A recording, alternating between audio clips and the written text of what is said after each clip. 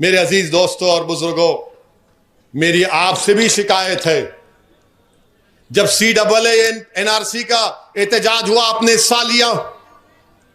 आपने लिया? जुलूस निकाले बीजापुर में? खूब निकाले। कितने निकाले? खूब निकाले। कहां है? इधर आओ मां, तुम इधर आओ, यहाँ आओ, ठहरो जरा, तुम यहाँ आओ। क्या बोलते हैं इनको? क्या बोलते हैं इनको? इनको NRC खाला बोलते, इनको NRC खाला बोलते। अब आपसे शिकायत क्या है? हम पूरे भारत में जुलूस निकाले, पूरे हर जगह पे पुरअमन प्रोटेस्ट हुआ,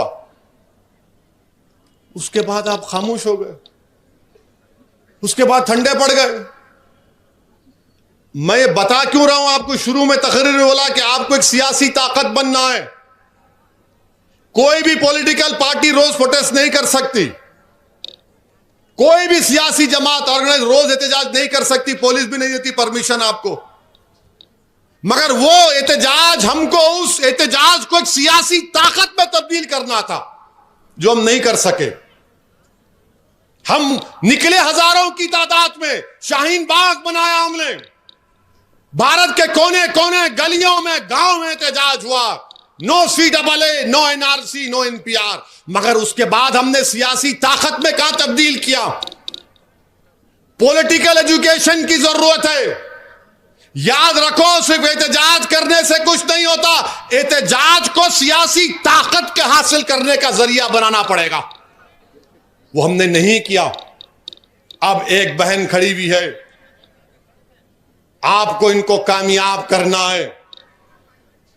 मैं इसलिए कह रहा हूं कि भारत की पार्लियामेंट में मैं इम्तियाज जलील साहब बैठे हुए थे और इम्तियाज जलील साहब ने मुझसे कहा, असद भाई आपकी तकरीर आएंगी, क्या करने वाले आप? मैंने कहा, इम्तियाज जलील साहब बैठो, अभी देखो। हम उनको बिठाए, पूरी तकरीर मैं किया और आखिर में मैंने भाजपा के 300 MPs के सामने, कांग्रेस के कितने चिट्टे हैं कि नहीं मालूम, 40 है, 40 है शायद, हाँ, बहरहाल, तो उनके सामने मैंने कहा कि महात्मा गांधी ने, जब उस वक्त तक महात्मा का खिताब नहीं मिला था, गांधी ने उस वक्त के वाइट साउथ अफ्रीका में, वहां पर गांधी ने उसके कानून के कहकर फाड़ दिया था कि यह कानून नाइंसाफी पर बना हुआ है।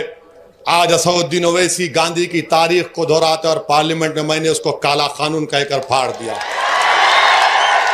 मगर मेरे अजीज दोस्तों और बुजुर्गों, आप तो एहतजाज किए, मेरी बात समझो, मेरी बात अपने दिमागों में डालो और सोचो कि एहतजाज तो हम तो किए, मगर सियासी ताकत क्या हासिल की? हम हजारों की तादाद में निकल कर आए, सब लोग भूख हड़ताल बैठे, एहतजाज किए, मगर उसका नतीजा क्या निकला? आपको पॉलिटिकल फायदा नहीं हुआ, आपको पॉलिटिकल फायदा नहीं हुआ, दूसरों को हो गया पॉलिटिकल फायदा। यानी हम आपको दखनी एक कहावत है ना कि क्या बोलते हैं, मामू की दुकान पे नाना की दुकान पे, क्या मामू की दुकान पे नाना की फातिया। यानी हम लड़ रहे, आप फायदा उठा रहे। तो इसीलिए आपसे अपील कर रहा हूं कि आप एक सियासी ताकत बनिए, अपने नुमाइंदों को कामयाब करिए, ये चारों कॉरपोरेटर्स को आप वोट डालिए, लीडरशिप बनाइए। याद रखो, तुम असदुद्दीन ओवैसी से गिर गिर कर हाथ मिला रहे थे, फोटो ले रहे थे। एक दिन असदुद्दीन ओवैसी मरेगा, जब तुम क्या करोगे? क्या करोगे तुम? जब तुम रोते बैठोगे, अरे एक था हमारा लड़ने वाला, उन्हें भी चले गया। नहीं, मेरे जिंदगी का मकसद और मेरी जमात का पैगाम यह है, अगर एक मरेगा जो सब मरेगा, तो 1000 उसकी जगह लेंगे इंशाअल्लाह ताला। तुम मुझसे ज्यादा काबिल बनो, तुम मुझसे ज्यादा ताकतवर बनो, तुम मुझसे ज्यादा बोलने की सलाहियत पैदा करो और अल्लाह तुमको मुझसे ज्यादा नेक और काबिल बनाए, ताकि एक आदमी के तुम मोहताज नहीं रहना। तुमको हजारों लोगों की जरूरत है। मजलूमों की लड़ाई एक आदमी नहीं लड़ सकता, मजलूमों की लड़ाई के लिए हजारों को खड़ा होना पड़ेगा। यही भारत की जमहूरियत की खूबसूरती है। जमहूरियत में लड़ाई लड़ना एक नहीं बल्कि हजारों को लड़ना पड़ेगा।